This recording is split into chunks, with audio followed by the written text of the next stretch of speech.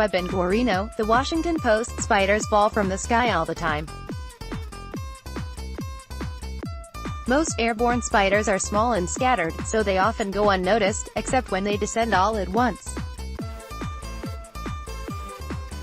A rain of spiders drowned the Australian town of Goulburn in Silk in 2015.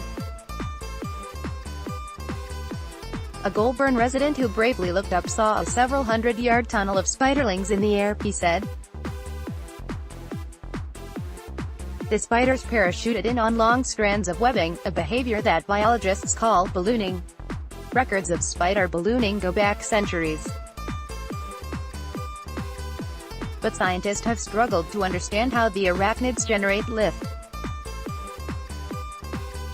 One physicist proposed that they use electrostatic forces to take to the sky. A new study in the journal PLOS Biology focuses on silk, not static. It's the most detailed examination yet of the skinny spider fibers that lasso the wind.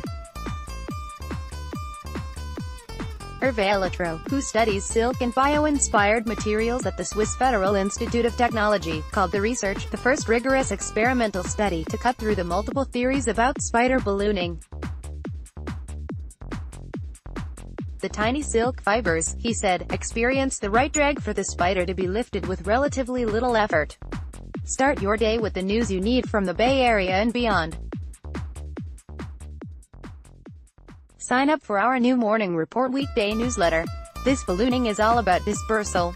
Spiders are some of the first animals to show up on new volcanic islands. When floating spiders boarded the HMS Beagle in 1832, naturalist Charles Darwin wrote in his journal, "I caught some of the aeronaut spiders which must have come at least 60 miles. Decades later, an entomologist with the U.S. Department of Agriculture captured a spider, using an insect trap affixed to an aircraft, nearly 3 miles above sea level. That's much higher than most winged insects can fly, said Moonsung Cho, a researcher at the Technical University of Berlin and an author of the new report.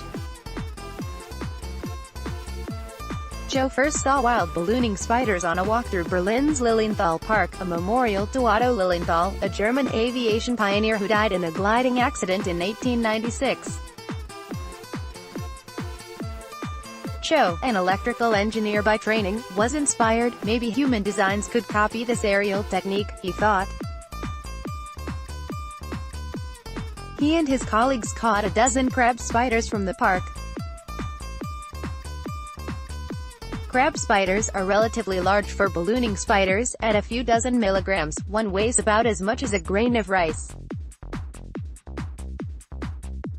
Most other spiders that balloon are smaller or juveniles. The scientists constructed an outdoor platform, similar to a launch pad, and placed the spiders on top. Before a spider ballooned, it searched for the highest point on the dome platform, Cho said. Once there, something peculiar happened. The spider reached up with a foreleg. If you were feeling anthropomorphic, you might compare it to a golfer's spit-slick finger testing for the prevailing breeze. Cho was careful to say that he couldn't know whether the four-leg twitch was intended. But there was a high frequency of these leg lifts right before the spiders ballooned. You always want to be careful about interpreting behavior, said biologist Steve Yanovic of the University of Louisville, who has studied gliding spiders. However, he said, the authors make a good case the spiders are probably sensing air currents. After the four-leg lift, the spiders posed in what Cho called the tiptoe stance. High on their legs, the spiders stuck their rears upward, sprayed out silk and zipped into the sky. Like a kite torn from a toddler's grip, a spider was gone with the wind in seconds. It is plausible that spiders can sense wind speed and direction using sensory hairs by raising their legs, said Monica Mowry, a doctoral student at the University of Toronto who has studied ballooning by black widows. The crab spiders did not balloon at high wind speeds, the authors observed. The wind blew faster than 3 meters per second, anything more than a gentle breeze. They waited for calmer conditions. It wasn't easy to study the ballooning silk, Cho said. Unless light catches the strands in just the right way, the fibers are invisible. So Cho captured a few more crab spiders and put them in a wind tunnel. He placed a reel behind them and, when the spiders sprayed their silk, spooled it up like fishing line.